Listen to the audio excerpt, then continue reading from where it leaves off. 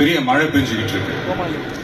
அப்ப அவர்கிட்ட இருந்த அந்த கொடைய அந்த கர்ப்பிணி பெண்ணை கிட்ட கொடுத்துட்டு இதை எடுத்துக்கிட்டு போமா அப்படின்னு சொல்றாங்க.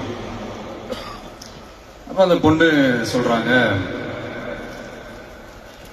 ஆனா இது எப்படி நான் உங்ககிட்ட நான் திருப்பி கொடுக்கறது?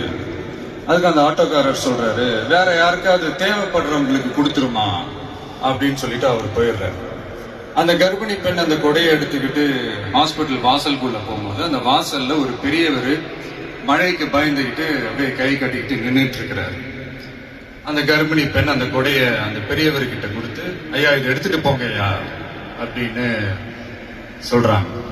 அதுக்கு அந்த பெரியவர் இதே மாதிரி கேட்கிறாரு, அம்மா நீங்க யாருன்னு எனக்கு தெரியாது, எப்படிமா இந்த கொடையை நான் திருப்பி உங்ககிட்ட கொடுக்கறது? அதுக்கு அந்த பொண்ணு சிரிச்சுக்கிட்டே சொல்றாங்க, வேற யாருக்காவது தேவைப்படுறவங்களுக்கு கொடுத்துருங்க ஐயா அப்படின்னு சொல்லிட்டு போயிடுறாங்க.